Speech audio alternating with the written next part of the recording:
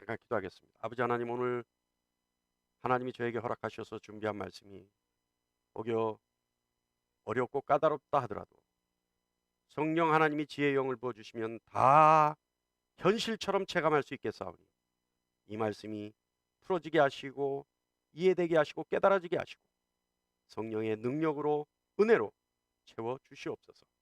이 시간은 이 자리에 있는 하나님의 자녀나 가정에서 인터넷으로 예배하는 모든 자녀에게 똑같은 은혜를 허락하여 주시옵소서.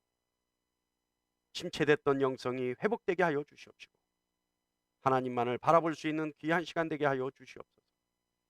우리 주 예수 그리스도 이름 받들어 기도 올리옵나이다. 아멘. 우리가요, 하나님의 능력이라고 말하면요, 뭐 저나 여러분이나 마찬가지입니다. 다 뭐 엄청난 이적이나 표적들을 생각하죠. 그러니까 엄청난 표적과 이적을 일으키시는 그분이 하나님이라고 생각하는 거죠. 뭐 성경에 기록되어 있잖아요. 홍수를 가르고, 홍해를 홍수를 일으키시고, 그죠? 홍해를 가르고, 그죠? 그리고 여리고성을 무너뜨리고, 뭐 상상할 수 없는 엄청난 이적과 표적만을 하나님의 능력이라고 인정하려 하죠. 하나님이라면 그 정도로 엄청난 일만 하셔야 된다고 생각하는 거죠. 그러나 여러분, 엄청난 이적과 표적만이 하나님의 능력일까요? 어저께요, 말씀 준비를 하다가 거의 마무리됐을 때 바람을 쐬고 싶어서 잠깐 나갔어요. 나갔는데 나무의 잎이 이제 막 싹을 내요. 근데 그때 여러분 얼마나 예쁜지 아세요? 그 색깔이요, 이 이파리가 딱 나왔을 때 너무 깨끗해요. 그렇게 기름을 발라놓은 것처럼 반짝반짝하면서 색깔이 너무 영롱해요. 예? 그래서 저는 요맘때 그 잎 보는 게 참 좋습니다. 예? 근데 여러분, 새봄에 싹을 그 땅을 삐집고 올라오는 새싹을 본 적 있죠. 근데 여러분, 그거 본 적 있습니까? 봄에 아스팔트를 뚫고 올라오는 이파리 본 적 있어요? 여러분, 땅 좀 보고 다니세요. 예? 그 이파리가 이렇게 삐집고 올라오는데요, 아스팔트를 뚫고 올라와요. 저는 그 장면을 보면요, 언제나 가슴이 뭉클해요. 아, 여러분 보세요. 이파리가요, 아스팔트를 삐집고 올라오는데 아스팔트가 어떻게 되어 있는 줄 아세요? 이렇게 들려 있어요. 이렇게 들려 있어요. 그래가지고 아스팔트가요, 마치 보드라운 밀가루처럼 이렇게 들려 있어가지고 부서져 있는 것도 있어요. 근데 이파리 하나예요, 올라온 거는. 그러니까 여러분, 그 이파리가 올라오면서 아스팔트를 뚫고 아스팔트를 부시고, 그죠? 그리고 아스팔트가 들려 올라올 정도의 힘으로 뚫고 올라오는 거예요. 이파리야. 근데 그 이파리 여러분, 이렇게 만지면요, 금방 뭐예요? 찢어져 버리든지 뜯어져 버려요. 그러니까 우리 힘으로도 힘을 안 줘도 그거를 꺾을 수 있는 그 연약한 이파리가 아스팔트를 뚫고 올라와요. 근데 여러분, 저는요, 거기서 생명의 힘을 발견합니다. 살아있으니 가능한 거예요. 근데 여러분, 생명은 누구의 것이에요? 하나님의 것이에요. 그러니까 저는 그 이파리가 아스팔트를 뚫고 올라오는 것이 누구의 능력이에요? 하나님의 능력. 그죠? 아스팔트를 뚫고 올라오는 그 이파리가 생명이 있기에 그것이 가능한 것이고, 그 생명은 하나님의 것이니까 결국은 하나님의 능력이 그 작은 이파리에게 부어지면 아스팔트를 뚫고 올라옵니다. 여러분, 그게 이적 아니고 표적 아닙니까? 그 작은 이파리 하나가 하나님의 생명의 능력을 보여주는 것이고, 그 풀 한 포기에 나타나는 하나님의 능력, 오히려요, 저는 홍수나 홍해가 갈라지는 것과 여리고가 무너지는 것보다 그 이상으로 그 작은 이파리가 하나님의 능력이라고 저는 생각합니다. 단지 우리가 그 작은 것에서 하나님의 능력을 발견하지 못하는 것뿐이고, 발견했다 하더라도 인정하지 않으려 하기 때문에 모르는 것이지, 그 이파리에 하나님의 능력이 있는 겁니다. 어떻게 보면요, 그런 풀 한 포기를 보면서도 하나님의 능력을 발견하지 못하는 것이 당연한 것일 수도 있고 우리 인간의 한계일 수 있습니다. 오늘 본문 보면요, 바울은 자신의 지혜와 지식을 자랑하지 않습니다. 바울은 어떤 사람이에요? 지식이 충만하고 지혜로운 사람이에요. 그리고 그는 화려한 언변을 가지고 있는 사람이에요. 그런데 뭐 일각에서는 바울이 뭐 그렇지 않다고 얘기하지만, 저는 바울이 쓴 책을 보면 이 책에 쓴 글을 말로 하면 언변이 뛰어난 거죠. 그런데 바울은요, 자신의 그 높은 지식과 지혜, 그리고 그 많은 어휘력을 가지고도 사람을 설득하려 하지 않습니다. 오직 복음의 진수만을 직설적으로 얘기하죠. 오늘 말씀 보면 그래요. 오로지 복음을 하나님의 능력과 지혜만 의지하여 말하려 하죠. 왜냐하면요, 바울 자신이 하나님을 알았을 때 하나님이 바울을 설득했다든지 바울을 납득시켜서 하나님을 믿었던 것이 아닙니다. 바울 스스로도요, 하나님의 능력으로 그 모든 진리가 깨우쳐졌기 때문에 그렇습니다. 그래서 바울은요, 자신의 일을 회상하면서 이렇게 말하죠. 로마서 1장 16절에요. 복음은 모든 믿는 자에게 구원을 주시는 하나님의 능력이라. 할렐루야.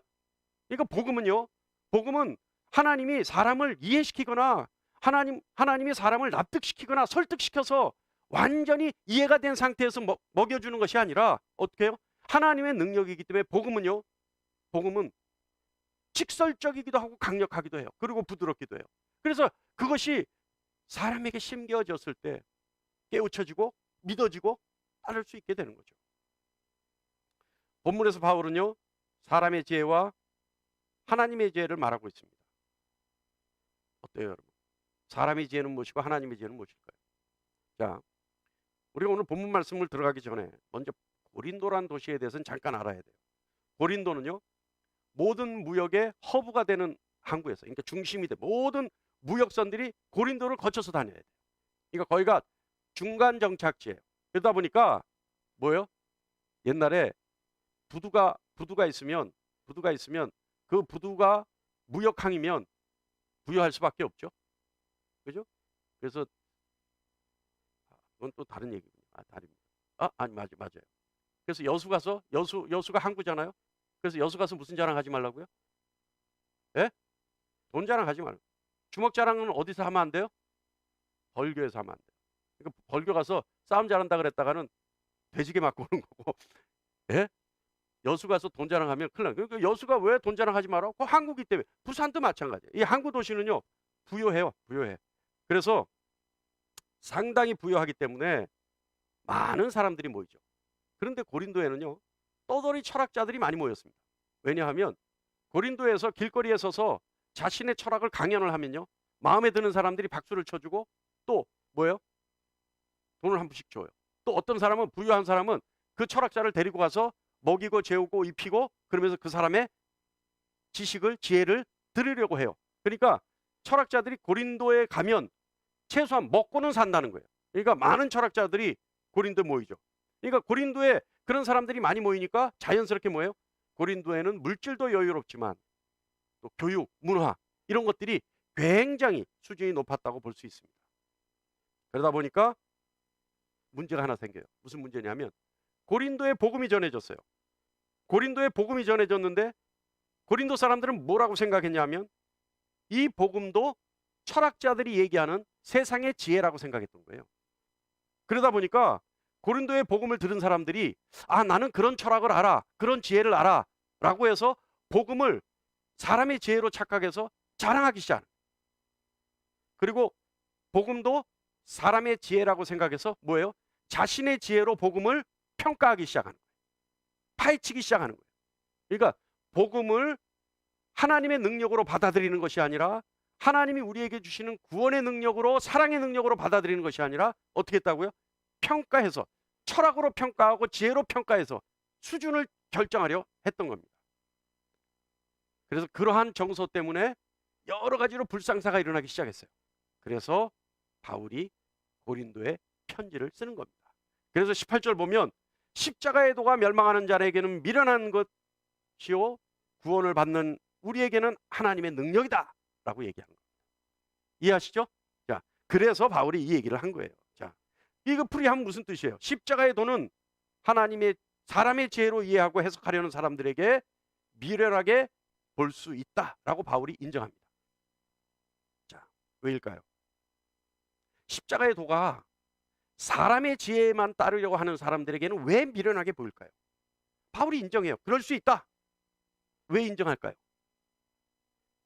그것이 바로 사실은 사람의 지혜의 한계 때문에 그렇습니다.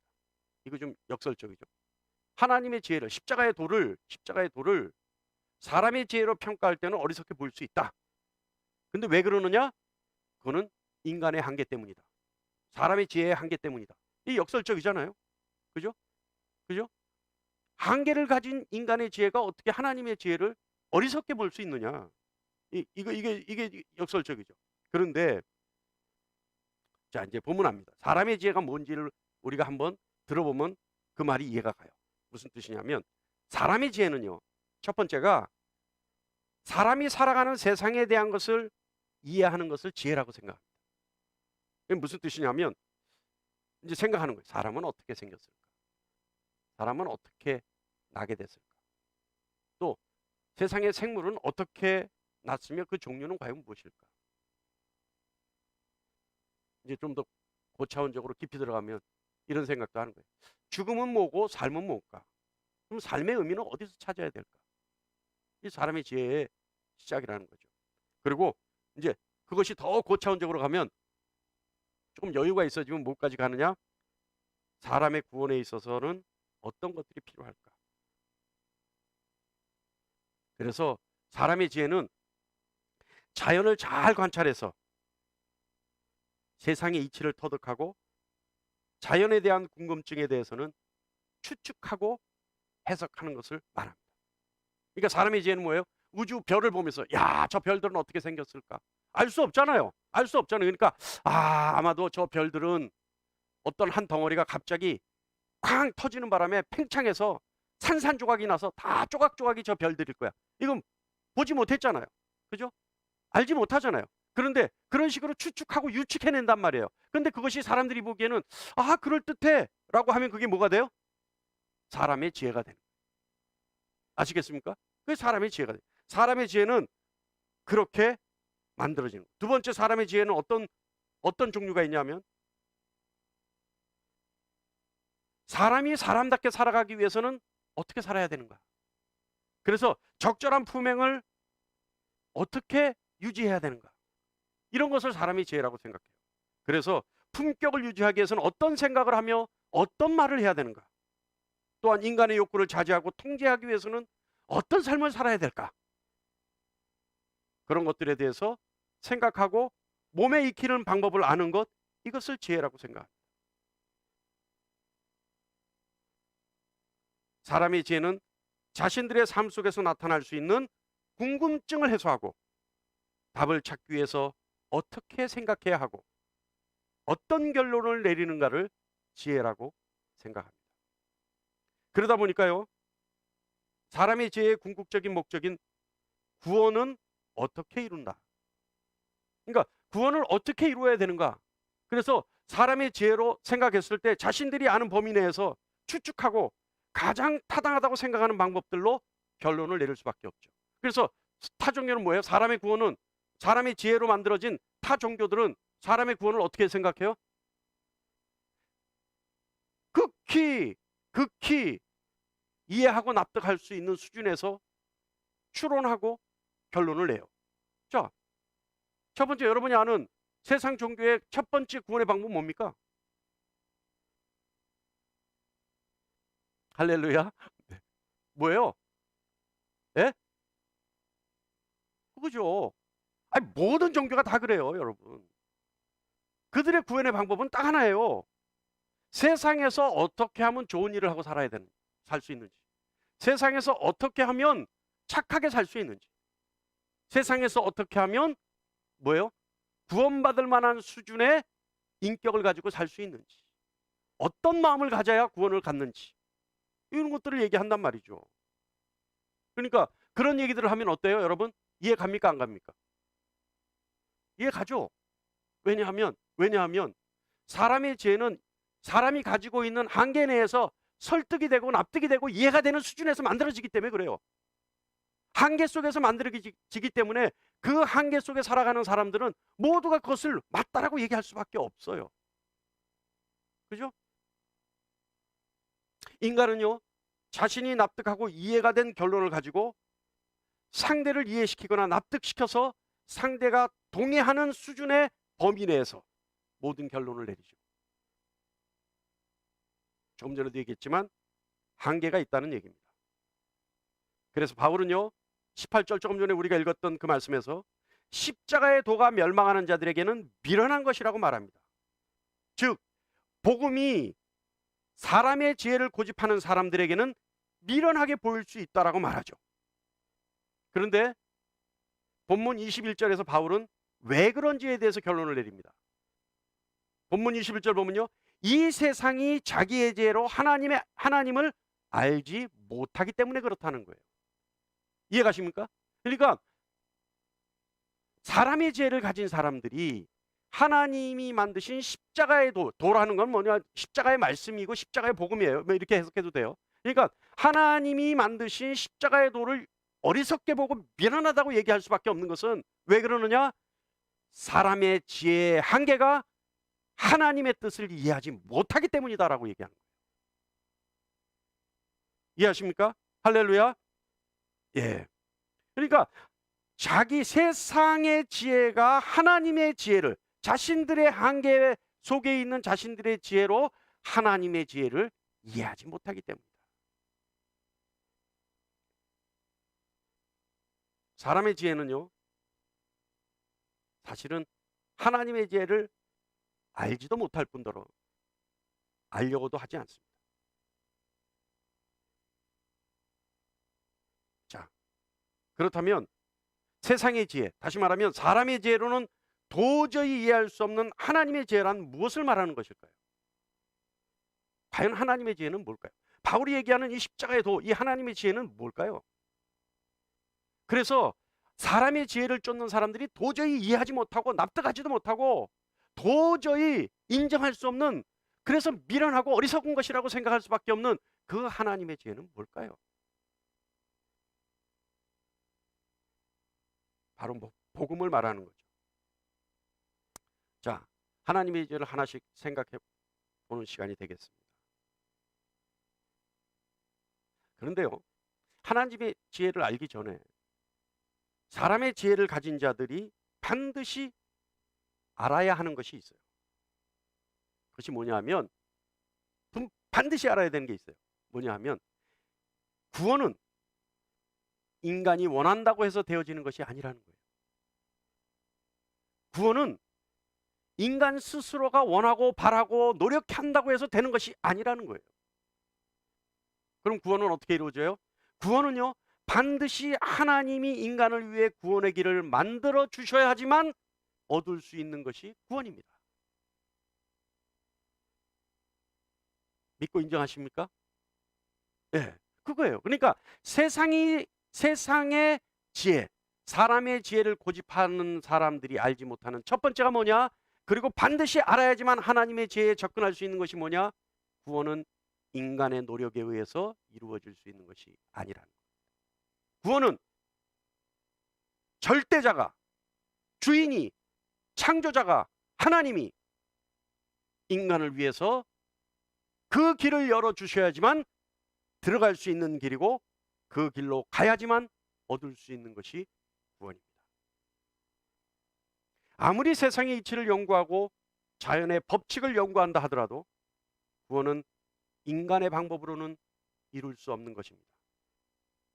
오로지 하나님만이 인간의 구원을 주실 수 있는 겁니다. 그래서 복음 뭐예요? 예수가 십자가에 못 박혀 죽었다는 겁니다. 자, 여러분, 예수가 십자가에 못 박혀 죽은 사건이 인간이 계획한 사건일까요? 아니에요. 하나님이 기획하신 거죠. 그러니까 하나님이 인간의 구원을 위해 길을 열어주신 겁니다. 하나님이 인간이 불쌍해서 준비하신 것이 십자가예요. 이것이 복음, 다시 말하면 십자가의 도입니다. 자, 하나님의 지혜 우리 한번 생각해 보죠. 하나님이 인간의 구원을 위해서 예비하신 십자가에 하나님의 아들을 못 박았다는 것이 하나님의 지혜입니다. 이것이 복음입니다. 자, 그런데 여러분 한번 생각해 보죠. 왜 사람의 지혜를 가진 자들이 이 사건을 어리석다, 이해할 수 없다, 납득할 수 없다, 동의할 수 없다, 아니다 라고 얘기하는지 우리 한번 생각해 보죠. 하나님은 인간의 구원을 위해 십자가의 도를 실행하셨어요. 그런데 사람의 죄를 가진 자들이 인정하지 못해요. 왜 그러느냐? 왜 그러냐? 십자가는요, 사람의 지혜를 가진 사람들이 보기에 십자가는 무슨 의미냐? 실패와 패배와 무능력의 의미입니다. 그래서 거기에 십자가에 달려 죽는 거예요. 또요, 십자가는 뭐냐? 죄인을 사형하는 데 있어서 가장 잔인한 방법으로 사용하는 도구가 십자가입니다. 그러니까 십자가에 달려 죽었다는 것은 무엇이 전제가 돼야 돼요? 가장 흉악범을 저지른 죄인이라는 것이 전제가 돼야 되는 거예요. 그러니까 십자가는 실패와 패배와 무능력의 상징이고 가장 흉악한 죄인이 못 박혀 죽는 처형의 장소가 십자가예요. 또요, 율법을 믿는 유대인들에게는 십자가가 뭐예요? 신명기 21장 말씀에 기록된 것처럼 하나님으로부터 버림받아서 완전히 저주받은 인생의 마지막이 십자가예요. 왜냐하면 신명기 21장에 나무에 달려 죽은 자는 하나님께 버림받고 저주받았다라고 얘기하고 있기 때문에 그래요. 그러니까 유대인들이 보기에는 십자가는요 뭐예요? 나무에 달려 죽은, 하나님께 버림받고 저주받은 인생이 십자가예요. 사람의 지혜로는 그렇게밖에 평가할 수 없고 판단할 수 없어요. 그런데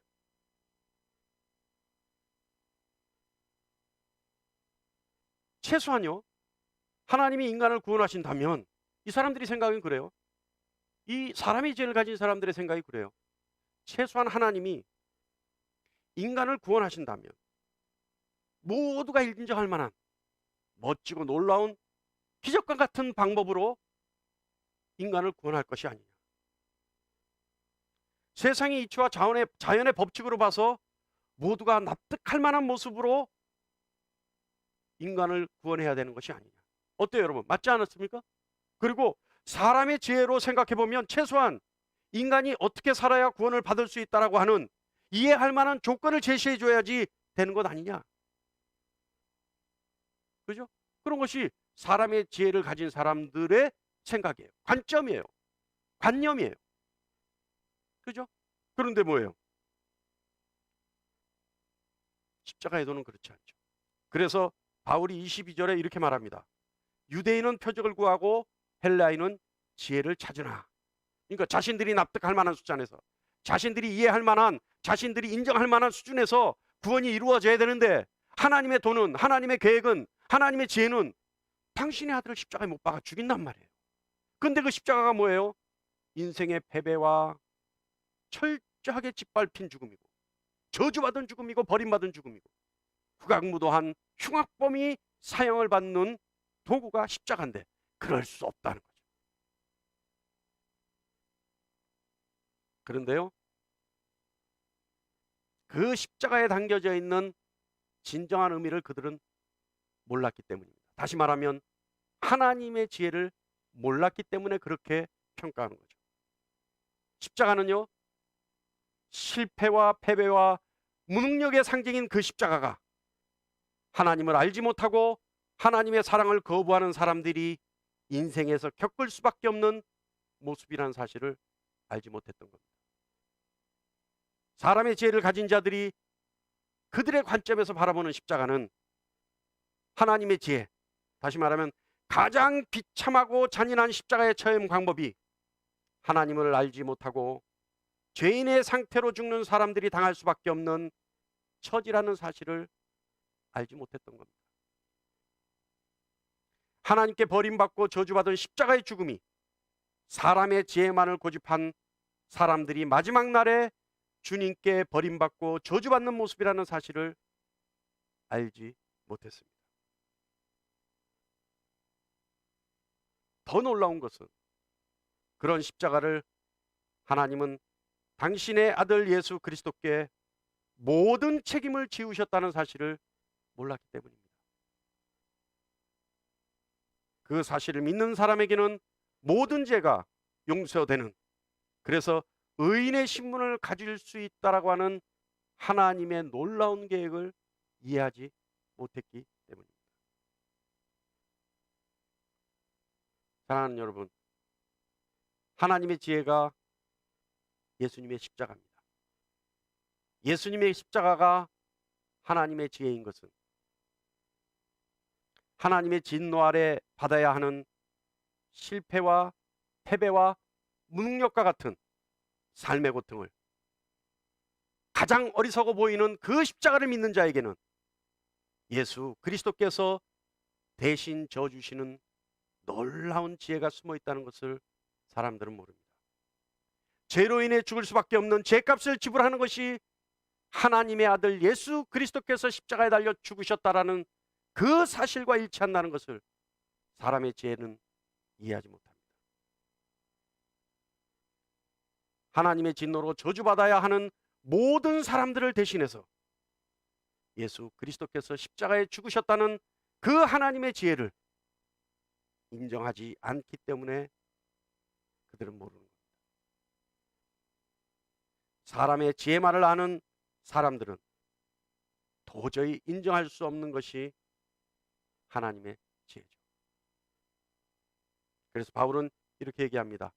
23절 후반부에 유대인에게는 거리끼는 것이요 이방인에게는 미련한 것이로다. 왜요?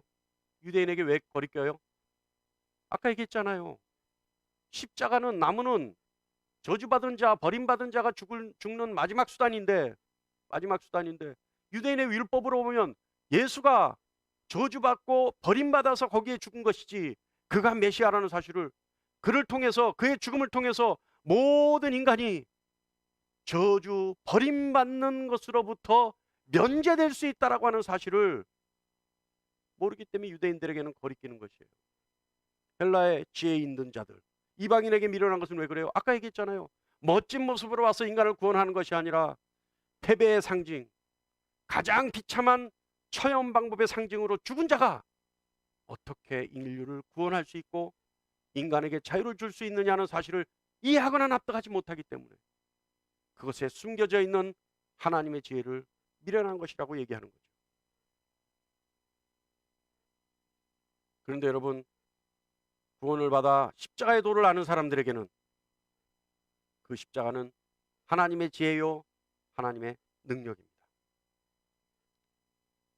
그리고 하나님의 지혜인 그리스도를 아는 것 역시 하나님의 능력이죠. 우리 24절 다 같이 한번 읽어볼까요? 성경 찾으셨죠? 24절 다 같이 한번 보겠습니다. 시작. 오직 부르심을 받은 자들에게는 유대인이나 헬라인이나 그리스도는 하나님의 능력이요 하나님의 지혜니라. 아멘. 할렐루야. 예. 그러니까 하나님의 사랑으로 선택을 받고 그것이 복음의 능력으로 믿어진 사람들은 예수 그리스도께서 십자가에 달려 죽으셔서 나의 모든 저주와 버림받음을, 고통을, 그리고 패배를, 그 흉악한 죽음의 순간을 예수님이 다 대신해서 짊어지고 죽으셨다는 사실을 믿는 자에게는 뭐예요? 그 십자가가 능력이죠. 어떤 능력이에요? 구원받는 능력이에요. 자유로운 능력이에요. 평강을 누릴 수 있는 능력이에요. 하나님의 자녀가 되는 능력이에요. 할렐루야. 그러니까 십자가는 부름받은 자들에게는 하나님의 능력이요 하나님의 지혜죠.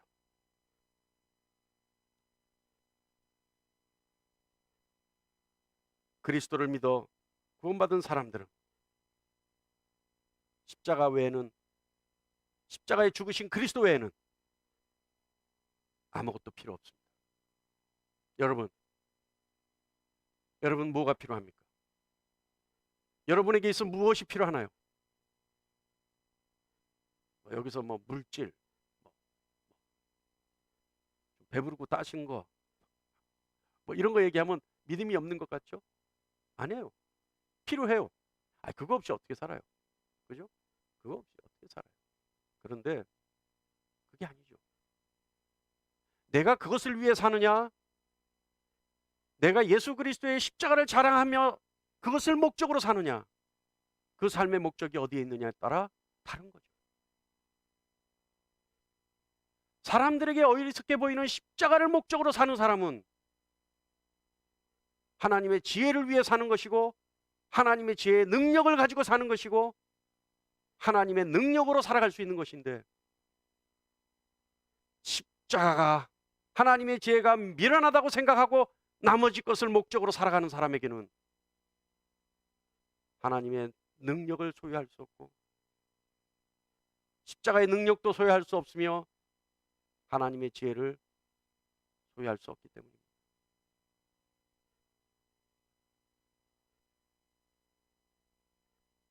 예수 그리스도를 믿는 믿음으로 구원을 받았고 하나님의 자녀가 된 사람들, 그 사람들에게는요, 오직 십자가만이 자랑이고 하나님만이 은혜입니다. 그래서 바울은 이렇게 얘기해요. 고린도전서 15장 10절에 내가 나 된 것은 하나님의 은혜로 된 것이다. 할렐루야. 사랑하는 여러분, 사람의 지혜는 하나님의 지혜를 미련한 것이라고 판단하고 평가합니다. 왜냐하면 세상의 판단으로는 무능과 패배와 수치의 그리고 저주의 상징으로 보이는 십자가를 하나님의 지혜라고 말할 수 없기 때문입니다. 세상의 지혜는 십자가가 하나님이 만드신 인간을 사랑해서 독생자까지 죽이신 하나님의 사랑이라는 사실을 모르기 때문에 그렇습니다. 본문 23절에 우리는 십자가에 못 박힌 그리스도를 전하니 유대인에게는 거리끼는 것이요 이방인에게는 미련한 것이로되. 어때요, 여러분? 자꾸 반복해서 얘기하는 것 같지만 바울도 역시 반복해서 얘기해요. 계속 반복해서 얘기해요. 십자가의 도는 사람에게 미련한 것이다. 사람의 지혜를 쫓는 자에게는 미련한 것이다. 그러나 그 십자가의 도에는, 그 십자가의 복음에는 하나님의 놀라운 지혜가 있다. 그 십자가가 모든 인류를 구원할 수 있는 하나님의 능력이요, 모든 믿는 자들이 누릴 수 있는 하나님의 지혜다. 어떻습니까, 여러분? 십자가가 미련하게 보이나요?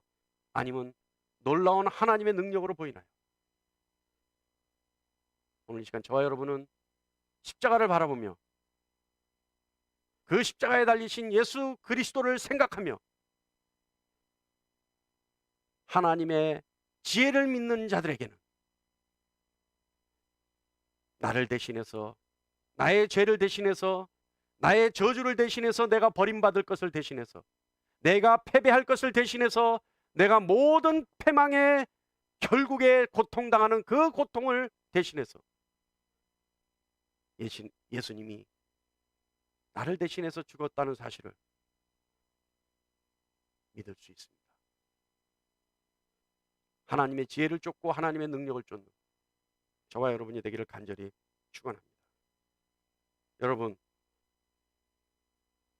작고 여린 그 이파리가 두터운 아스팔트를 부수고 뚫고 싹을 피우는 것을 보면서 생명의 하나님의 능력을 우리는 인정할 수 있습니다.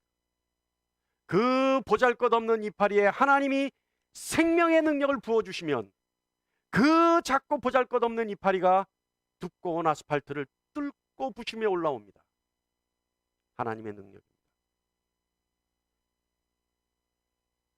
오늘 이 말씀을 통해 저와 여러분은 십자가에서 주신 그리스도의 사랑에서 하나님의 능력을 발견해야 합니다. 십자가의 복음에서 주시는 하나님의 지혜의 능력을 발견해야 합니다. 십자가에서 죽으시고 부활하신 그리스도를 믿음으로 하나님의 능력을 소유해야 합니다. 그럴 수 있는 저와 여러분이 되기를 간절히 축원합니다. 여러분, 세상 삶에 연연하지 마세요. 이 말은 빨리 죽자는 뜻이 아니에요. 세상 삶이 인생의 전부인 것처럼 거기에 묶여서 얽매여서 고통당하며 살지 말자는 겁니다. 하나님의 지혜를 믿는 자고 하나님의 지혜의 능력을 갖는 자는, 그래서 십자가의 도를 인정하며 따르는 자는 사람의 지혜가 상상할 수 없는, 이해할 수 없는, 납득할 수 없는, 아니 듣도 보지도 못했던 자유와 평강을 누리며 살아갈 수 있습니다. 어떻게 해요? 십자가의 도를 믿는 자들. 그래서요, 24절로 25절 말씀 제가 읽겠습니다. 오직 부르심을 받은 자들에게는 유대인이나 헬라인이나 그리스도는 하나님의 능력이요 하나님의 지혜니라. 하나님의 어리석음이 사람보다 지혜롭고 하나님의 약하심이 사람보다 강하니라.